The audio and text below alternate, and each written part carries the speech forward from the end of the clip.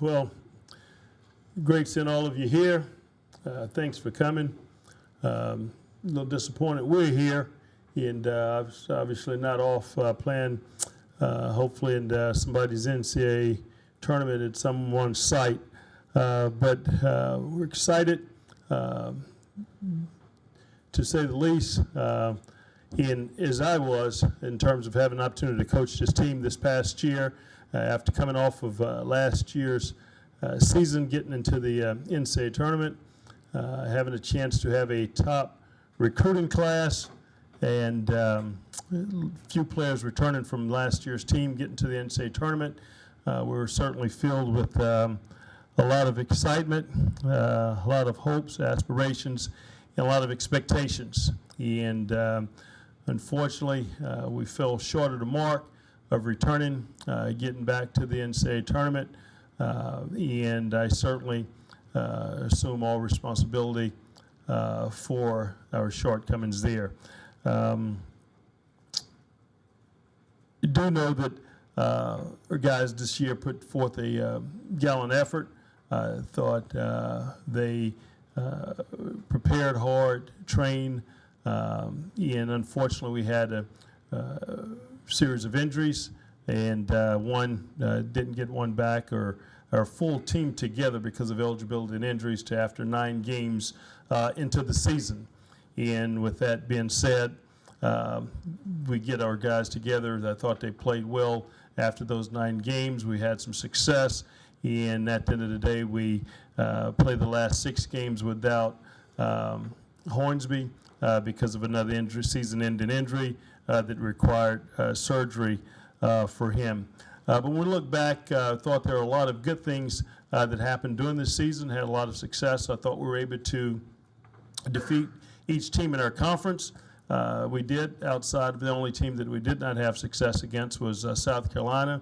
Only played them once, but the other 13 teams we obviously, the other 12 teams we obviously had success against, and we're excited about that as we continue to build. I thought obviously our attendance here at home, we're excited about it, having over 12,000 for conference games, 11,000 or so for regular season, and that's up substantially, over 3,000 or so from year one that we were here. So we're excited about the growth of our fan base and their interest certainly in our program. But ending the season, we thought that our guys had battled hard, battled really well up until the last regular season game on the stage, having an opportunity to play at Kentucky. And if we win that game, things fall right. Vanderbilt win at Texas A&M, we would have been the #1 seed in the conference tournament. So I thought we put ourselves in a really good situation, fighting through a really tough conference after being picked 4th. At the end of the day, we wind up tying for 3rd, and we certainly feel that that's an improvement from what the battles that we had gone through. And going into the SEC tournament, we felt getting a double bye, playing on Friday. Luckily, won that game and had an opportunity to play on Saturday. Again, improvement from a year ago that we did not get an opportunity to advance. And so in advancing, we had an opportunity to play a good Texas A&M team, and it was an extremely tough game for us. I can tell you, I was embarrassed of the outcome, not only for me, but our players and our fan base, of how things took place in that game. I thought it was very difficult. I thought we got off to a really good start, playing extremely hard in that basketball game, and getting out to 9-3, 9-4 score, whatever it was. And for the first 9 or so minutes, I thought we went about 9 straight possessions defensively, getting stops against them on the defensive end of the floor that we didn't convert on the offensive end of the floor. And we did not do a good job there, and I thought they came back, started making plays after that point. And unfortunately for us, I thought things went south, and we were never able to recover. And I can tell you, it's the first time I've ever been, as long as I've been coaching, been a part of a game like that where the ball just don't seem to drop for you and we don't make plays. We've been averaging around 80 points a game shooting. I think we were first or second in the league at the time in terms of field goal percentage. And unfortunately for us, we only shoot 20% in that game, unlike our Tiger team, how we had played all year. Shortly afterwards, we get on the plane. We had a young man, Antonio Blakeney, who wasn't feeling good both games. Winded, did not, under the weather in both games, get on the plane that Saturday night and start taking a turn for the worse. We get back home and check on him on Sunday, and we don't know, according to the trainer, if we're going to have to put him in the hospital or not. And at that time on Saturday night, there were questions whether we were going to have an opportunity to advance, be it NCAA or possibly NIT. And we had made a decision to meet on Sunday morning.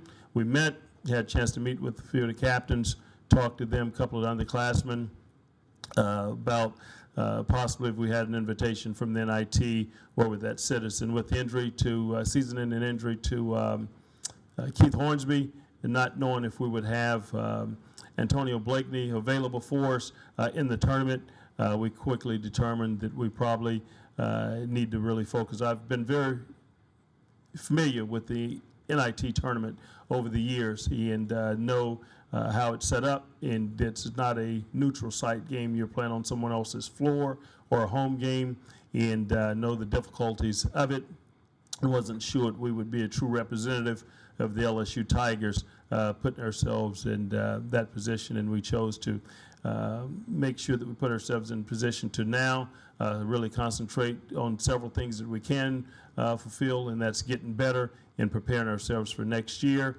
And our guys have had an opportunity to get back here and start focusing in academically and hopefully finishing strong this semester, putting in the time and attention. They last over the last 3 years, 2 of those years we finished with over 1,000 on our APR. That's something we're excited about, that our guys are performing well in the classroom. And again, we've graduated every senior that we've had that have exhausted their eligibility here, and Josh Gray will walk across the stage in May, and we're excited for him. Yeah, but moving forward, we've got these guys that are returning. We obviously have had a joy and don't know exactly, and there haven't been an announcement on Ben in terms of what his decision will be or when he will make his decision. But it's certainly been a joy coaching him, and at the same time, I thought he brought a great deal of excitement to our team, our program, and certainly created an atmosphere nationally that when we went to play at Texas A&M, they had a record crowd, largest crowd they've had in the history of the building. They played Kentucky there to try to clinch a well, the week before, to try to position themselves to clinch a championship, and that crowd did not exceed the crowd that we had. The same thing happened at Tennessee. Had the largest crowd they've had there all year. Kentucky goes in there, doesn't exceed the crowd that we had when we played there at Tennessee. So a lot of excitement about our basketball team, the brand that we had, and we're so fortunate that we had that opportunity. Not a lot of coaches have the benefit or opportunity, and they go through a lifetime without having the chance to coach the #1 high school player in the country. For that, we're indebted and blessed that we had that opportunity, and certainly if we had to all do over again, we would certainly take advantage of that opportunity, because when we'd certainly hope that things would turn out at the end, that we would be playing in the NCAA tournament. And again, unfortunately, we fell short of the mark.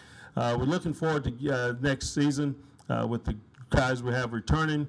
We think we have some great recruits coming in with hopefully Antonio Blakeney and obviously Craig Victor. The impact that they made as starters this year had several guys that can really impact our team off the bench, and then the recruits that we've got coming in, 5 guys that were signed, feel that we certainly will be able to make an impact. We averaged about 80 points a game again last year, and shot about 47% from the field. Efficient, really efficient offensively, and that's why we put ourselves in the top 2 or 3 in the conference in terms of finish. The area we've got to continue to work on, get better. I'm going to be focused on concentration at the end of, as this season has ended, is on the defensive end of the floor. We were not pleased with their defensive effort. And the year before, we obviously had a shot blocker back there in Mickey, but we've got to do a much better job, even with the new rules by the officials and the hand checking and the bumping and the way you have to guard defensively. We're going to have to certainly change up some of our schemes, and I look forward to having an opportunity to visit with several people during this off season and improving on that end of the floor. And with that said, if you would have any questions, I would be more than happy to entertain those right now. All right, we'll start with Ron. Raise your hand if you have a question. Yeah, John, you talked about the decision not to go to the NIT. What was the players' feedback you got from the players? I mean, was it put to a vote, or did you just get a talking to them, get the feeling that, it wasn't going to work? The upper class guys that had been here before, that had visited with those guys who had gone to the NCAA tournament. We started the year, obviously, with their hopes and desires to be playing in the NCAA tournament. And those guys that were returning had an idea and a feel of what it take to get there. And on Sunday, had an opportunity to visit with several of those guys, and Antonio Blakeney visiting with him and seeing the condition that he was in. I think they understood exactly, and I can explain to them what the NIT is all about, and I have a great deal of respect for it. I know the level of play that's in it and the type of teams that are represented in there, and they're very good, and it's a very challenging tournament. And then when you go, I think you have to try to be at your best, and certainly didn't want to put our team again in a situation that I thought that would not be favorable for them and their fans. Johnny, every year as a coach, you look back and self-evaluate. I know you'll probably do that a little bit later, but right now, as an early self-evaluation, what could you have done differently to make this a different outcome for the season? Well, I think there are several things that we'll have to look back and take a great deal of time to be able to do that. But some of the things that we don't have any control over is injuries. Guys being ineligible until Christmas time because of their transfers. Those things are difficult. If wish we would have been better on the defensive end of the floor and have improved, because if we're better in that area, we win other games that were out there that were available to us. We lost some close games. I think two in Brooklyn, one in overtime, and the other one by 1 point. And if we're better there, and that's without the services of both guys, obviously injuries in the transfer in terms of Craig Victor, and we lost both of those games. And then we go to Charleston without those guys. And those things you don't have any control over. But I think if we're a better team defensively, we get those games because we had a high-scoring team, guys that were capable of putting the ball in the basket, and that was before our team had gelled and thought somewhat had some chemistry to it because we had a lot of new guys. We had lost Terrell Martin, Jordan Mickey, and so we was trying to certainly integrate new guys into our team. And in doing that, we thought that we'd done a pretty good job of putting them in position to be successful. But as the season played out, night in, night out, we weren't consistent enough defensively to get those things done, and we've got to do a better job there. Coach, with the way the season ended, how much of not having Keith Hornsby there on the floor and in the locker room really, I guess, hurt this team down the stretch? Well, I can tell you, Keith, as you well know, he's a fifth-year senior. That goes a long way. What he brought, what he meant to our basketball team, it's hard to really put in words. He was a true leader, one of the hardest worker that I've ever been around. And when you've got that type of leadership on your team, it means something. I was hoping at the end, because he wasn't available, because he had played 20 games with us prior to going back down with a season-ending injury, and we out there 6 games without him. I was hoping because of his presence with our team, those 20 games, the way that he played would have rubbed off enough on our guys, and it did for some of them. Some guys, and I thought Antonio Blakeney was a guy that was able to rise up and be a different player because of his experience out there with him, and I thought that made a difference in his play at the latter part of the year. But it affects it. There's no substitute for a guy like that. And it's hard to play through when you're talking about a guy averaged 13 points and nearly 50% from the field, your lead three-point shooter, and a guy that just plays with so much energy out there on the floor and is just relentless. It's hard to substitute for that. And then you compound that, especially for us in the tournament with Blakeney playing in the conditions that he was. That certainly didn't help us at all. Hey, Coach. We've heard from a lot of fans that it was the right decision, that they wanted to see the season end.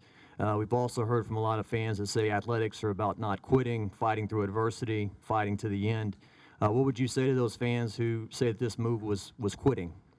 Well, for me, I know how much I love playing, how much I love coaching, how much we love teaching with these guys, and you never really want your season to end. And with these guys, I've got to always make sure that I'm doing what's in the best interest of our players at the end of the day for them as we always move forward. And sometimes that's not a popular decision, but you've got to always feel that you've got to do the right thing by them. And for me, I know how important it is to our fans, and our fans are extremely important to us, and we certainly want to satisfy them in masses because of how they've turned out and really supported our team and our program. And with the love that we have for them, they're second to none.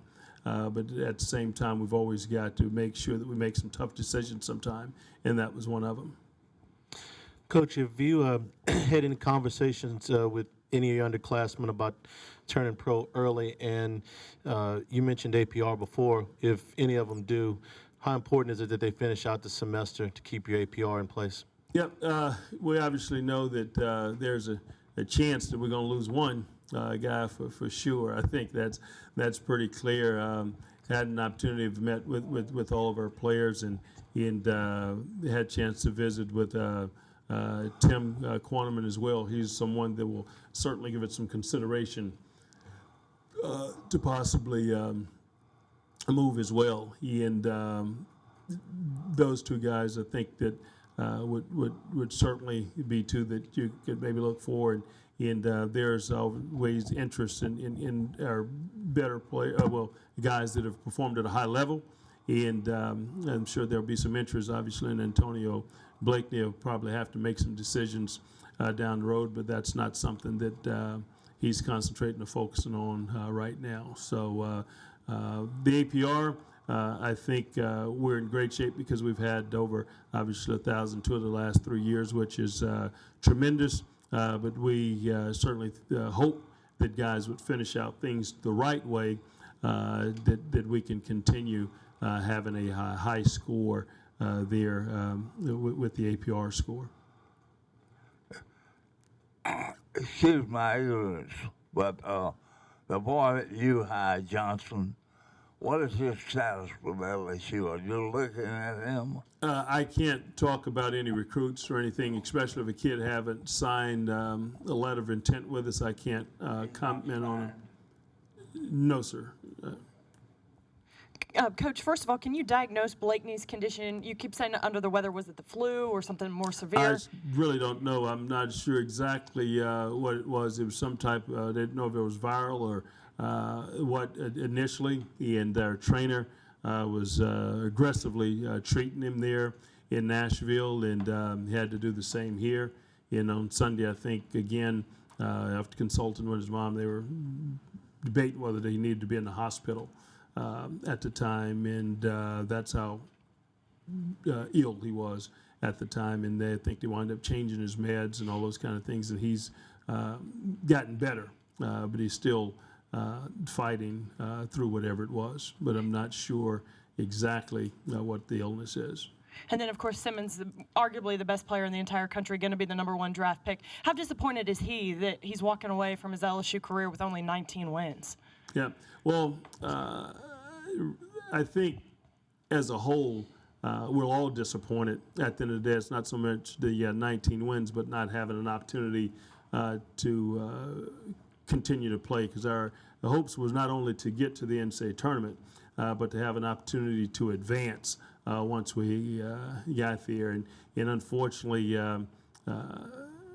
we put ourselves extremely close in the situation. You finish in the top 3 in the Power Conference, and you finish strong, you win a semifinal game, a quarterfinal, you advance to the semifinals on Friday and have an opportunity to play on Saturday. You think that you're extremely close, and anytime you put yourself in a position to win a conference title, the last game of the season, I think you've done a tremendous job as a team, and we were in that position, and unfortunately we still came up short and didn't have that opportunity. So Ben, along with his teammates, coach and staff, and I think all of our fans, all disappointed that we came up short and didn't have an opportunity to participate. Johnny, is Ben still enrolled in school? Is he still going to class? Have you seen him the last 2 days?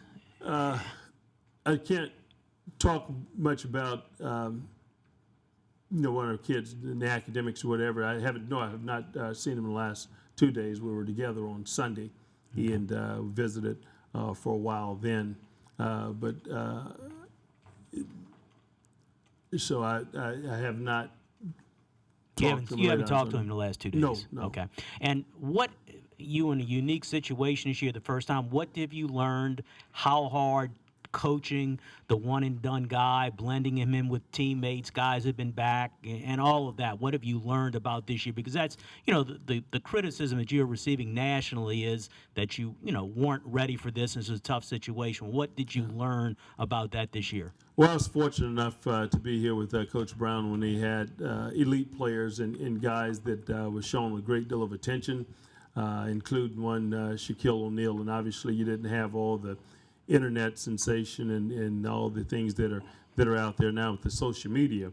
But I thought Ben was the ideal guy that you would want to have an opportunity to coach if he was going to be a one and done, because one of his background, come from a tremendous family, a young man that's well grounded, a team player, so much as to people were fussing at him for not shooting enough. He was a pass-first guy. He was a guy that winning was extremely important to him. So if you have an opportunity to coach someone and want to bring him into a team environment and system that you don't think that's going to disrupt your team, he would be that guy.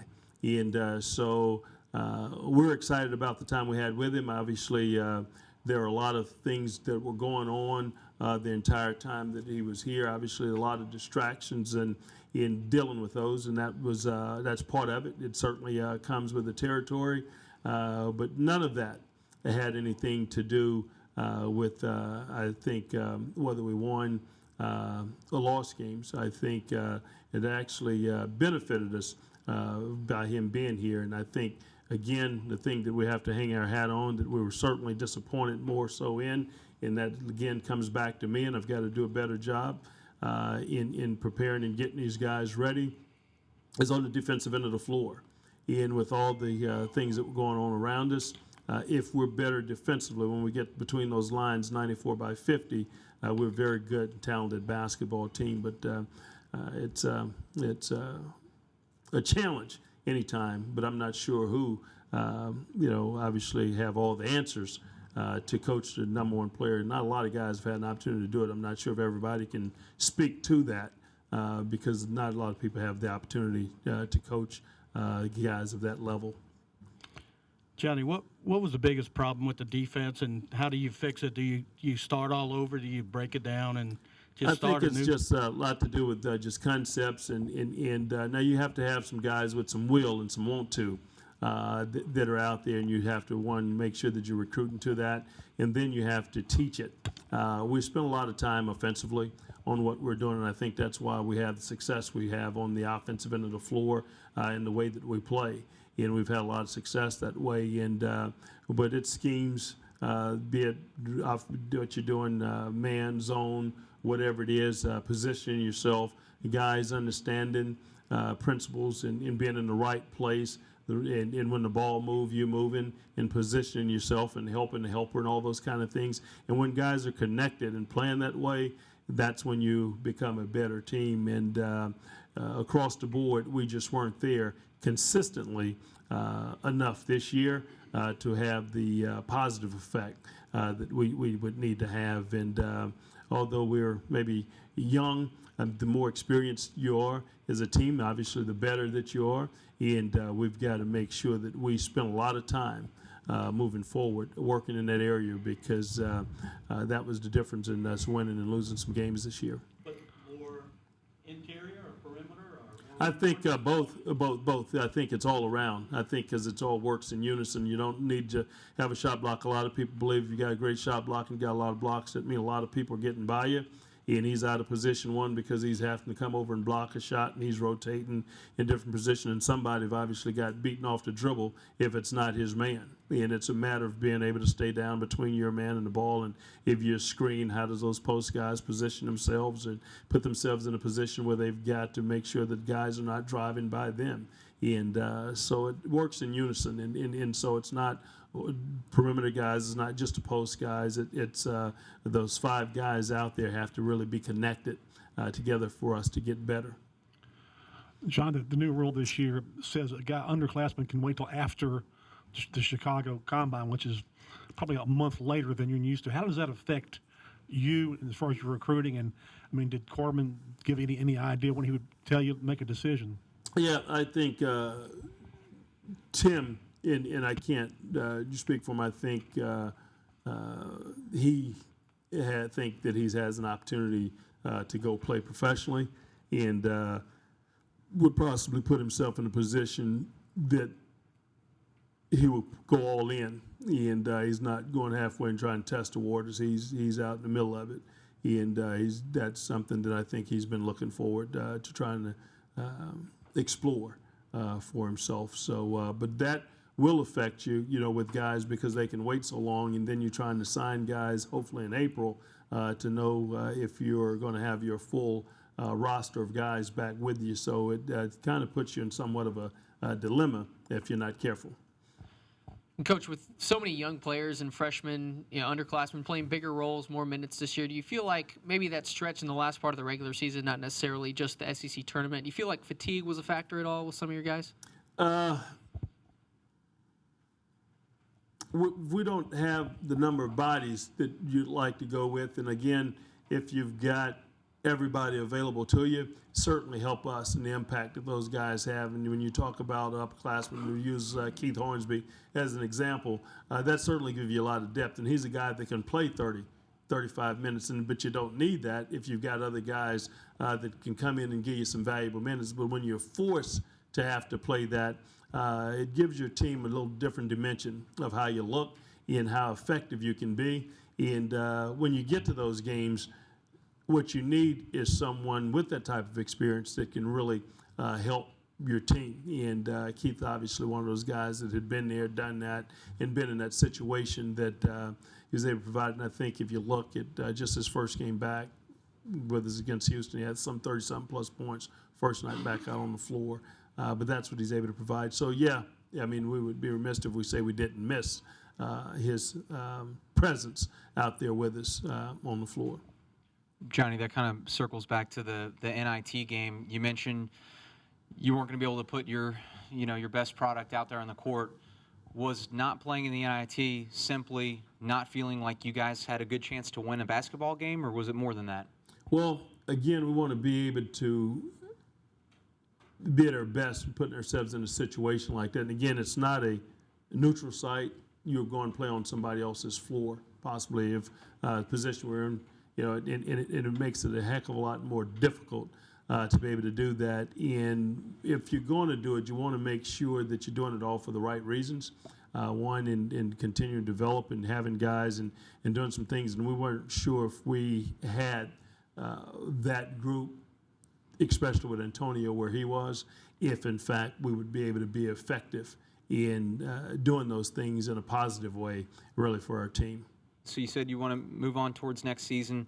How does the rest of the spring play out? Do you have kind of exit interviews with the guys? Is there more another team meeting, or what will the next couple of weeks look like as far as We've the met team? with guys as early as yesterday. I had tremendous meetings with them. I think they'll get out of town here over the week, then they'll get back. And when they get back from their break, we will have the ability to get out on the floor with them for a couple of hours a week. And we will start then, again, trying to prepare and getting them ready for next season, which we think is very important for us to put ourselves back in that spot. And again, without some of the guys returning, it's going to be real important for us to be at a certain level. And we feel like we've got the guys that are capable of doing that. And we've always been able to fill a very talented team, and this year won't be any different this year as well. And you've heard the criticisms on the national stage and things like that. Are you upset? Are you angry? Are you disappointed? How have you handled those criticisms? I can be honest with you. I don't do a good job of probably not entertaining them and listening. I think that's the best deal for me. And I have a job to really focus on, and some young men that I'm trying to prepare and getting ready, and I've got things that I have to do. So I don't really sit out there. I don't worry too much about people judging me. I know there are a lot of coaches that are out there that I have a great deal of respect for, that I have to compete against, be it recruiting or in our conference or you name it. And so those are things that I really concern myself with. And I'm not sure what all the criticism or critiquing and all those things, what it is and what it really entail. But what I do know is that every day we get up, we try to put our best foot forward in trying to improve and make this basketball team program the best that it can possibly be. And that's my goal, focus, and my concern. So I don't get too caught up in meaning I'm a fan. So I know anytime you have setbacks or something, people are not happy. And I can assure you, when we have setbacks, there's nobody that hurts more than me, my staff, these guys around us, our players, and certainly our fans. And one of the reasons you fight so hard is because you want to appease and please your fans, because you know what that's all about. And they put so much energy into it. We want to put a lot of energy into trying to serve them and play the right way and doing the right things by them so they can be proud of the program. So that's where our energy is. Coach, you've been complimented a lot for what people would call not throwing your players under the bus, not criticizing them in the press and whatnot. But a lot of attention has been drawn to your halftime interview when you said you thought the team was playing with great energy during the Texas A&M game, considering the score and everything. Were you just trying to deflect from the team, or? No. I probably need to go back. I haven't heard the sound deal of it. But our team came out. We're in the night before the game. We're jumping off the wall. I mean, we're excited. We just knocked off Tennessee. We didn't win the game last year, so we're moved on. We're in the semifinal game. We knock off these guys. We're in the championship game on Sunday. Guys go to sleep if they can sleep. We got early morning. We got a noon game. We're up early, excited at a pregame. Can't wait. Get on the bus. We get to the arena, locker room, chomping at the bit. And they get out there, and we get off to a tremendous start. And they're playing their butts off, defensively, scoring. They're making plays. And we get up to 9. And that's the energy that we were playing with and provided. We were playing a lot of energy at that time. And unfortunately, we stopped making shots. We don't score. They start scoring after the 10-minute mark and making plays. And obviously, things turn on us. But we came out with that type of energy. And we actually came in, that was at halftime, and that's what I meant, how we got off to a tremendous start. And sometime you can be playing with energy, and the results don't equal the energy that you're playing with, and things can go south on you. and it actually happened to us. And so that's exactly what I was referring to, playing with energy in the beginning. Okay, and if I can ask one follow-up, just to clarify, Ben after the game seemed adamant, I want to play with my brothers, I want to go to the NIT, but there's a lot of national speculation that Ben shut this thing down, his camp said they don't want him playing in the NIT. That wasn't the case, he wanted to Ben play? don't have a camp that operate that way, and I'm so glad that, again, he comes from a solid, sound family. He's a young man that has done a tremendous job of trying to do everything that he could to help in benefit this program. And a lot of people, unfortunately, is talking about how he's made himself so accessible for everyone in the beginning, and doing so much and opening himself up so people can do their jobs.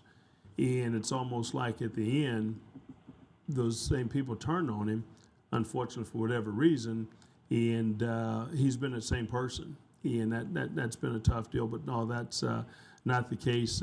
We made that as a team staff after consulting with the administration, and we were able to move on. All right, let's take 3 more. Cody, Rob, Scott. Johnny, there was a report, I think, after the game that you had brought in a sports psychologist twice during the year, and they alluded to some team chemistry issues. One, do you think that there was more team chemistry issues with this team than maybe previous teams? And then I guess the second part of that would be, now that you've gone through the one and done process, likely with a Ben Simmons, has your perspective changed on that kind of player, having a one and done in a program, that kind of thing? No, if I can get another Ben Simmons or type player who's unselfish, who's a team guy that regardless of what his goals are, and he's going to be there a year, if it's that type of mentality, would jump at it in bed. We're certainly going to recruit the top players in the country that we think that will fit our system, that want our fan base would enjoy playing, that will be able to help us win games.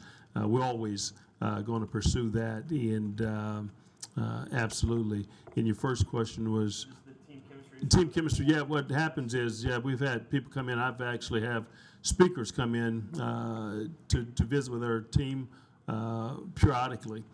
Because I think it's always good and resourceful for our guys, because I always want to help our guys grow.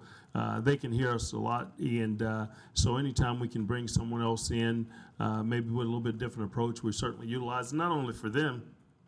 I'll bring in coaches or someone that maybe come in and just to visit with our coaches for maybe a 2 or 3 day period, just where we'll lock ourselves up and have powwows, whatever, because it's about growing and experience and getting better. So that's something that we always do, and that's not something that's unusual for us to do. So team chemistry issues, no more or less than in past years? Yep, no, it's different because you've got a new team, and you think you've got, it's a high profile and a level deal, and you're trying to reach everything that you possibly can to be as successful as possible. And whatever that we can do to probably stimulate that, we want to be able to do it. And I can tell you, no, we weren't always clicking on all cylinders together. And when you have newness to your team, that's something that certainly happens. Obviously teams with experience and guys been around each other for quite some time. Sometimes those things are a lot better, but anytime like we were, we had a lot of new pieces and moving parts that was important for us this year, and we need to try to make fit. No, it's okay. You've talked a lot about how excited you are for next season and how fun it was this year to sell out all those crowds. Are you worried about keeping the interest up around your program with Ben leaving? I can tell you, we've got to make sure that we're playing an exciting brand of basketball, and that's what we do. Ben, I think, brought a lot. Again, I thought you have to certainly credit our marketing and promotions people for what a great job they did prior to the season starting, and throughout, I guess maybe starting during the summer, and they helped create that atmosphere and that environment. And that's huge, and we're hopeful that we'll get more of the same. And I think our fans have done a tremendous job over the years. In the LSU that I'm familiar with, it's about those letters across the chest, and not so much the name on the back that they pull for, because that's what they bleed purple and gold. And I think if we're playing the right way in winning, you get that. And if you're not, you don't. So I think that's up to us, and we're very fortunate this year at home. Conference play, we wind up going 8-1, and our fans were a big part of that, and they made a big difference. Yeah, Johnny, have you had a meeting with Joe Oliva yet to kind of review the season? And if you have had that meeting, what was the tone of it? No, he's on the committee, obviously, with the basketball deal and moving on, and not having a chance to so much sit down and review the whole season. We have had an opportunity to talk, and I can tell you, obviously, not thrilled and excited, probably how things end. So he's along with us, and we're feeling the same way, and the feelings are the same, that we all wanted more and to do a much better job. And again, we fell short, and I think he didn't have to tell me that. I mean, I understood that on the front end, but I think he's been around me enough to know how I feel and what our desires are for this program. Ron or Scott, I'll let you. Johnny, you were part of the time when, under Coach Brown, LSU had 15 straight postseason appearances. Under Coach Brown, LSU had 15 straight postseason appearances, the most consistent period of basketball ever at LSU. Do you feel that you can get back to that kind of consistency again? And how far away from that do you feel you are? Does this season put you closer or farther away from that kind of goal? Coming off of the fact that you went to 2 straight postseasons going into this season. Right. And selfishly, if I was just worried about numbers, I could have, we would have just taken an invite and just played in postseason. But again, I wanted to make sure I did what I thought was best for the program and the young men that are playing right now. And I think it's important to be in postseason play.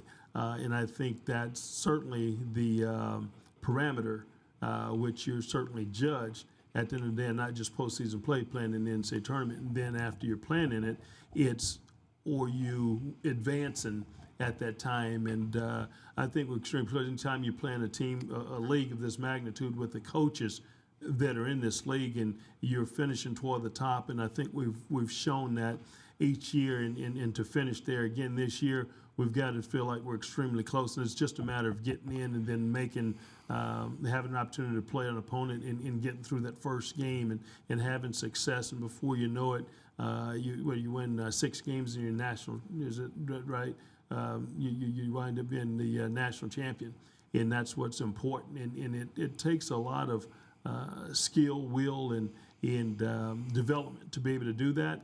And we're in a conference, we feel that if you finish in that top half of the conference, not the half, it's top 5 or 6 or so, we feel that you put yourself in that tournament, and then anything can happen. Because I was here when we were, I think, 11 seed, and just got in the tournament and wind up making it all the way to the Final Four as well. So we know how important it is to get there and what can transpire and happen once you're in.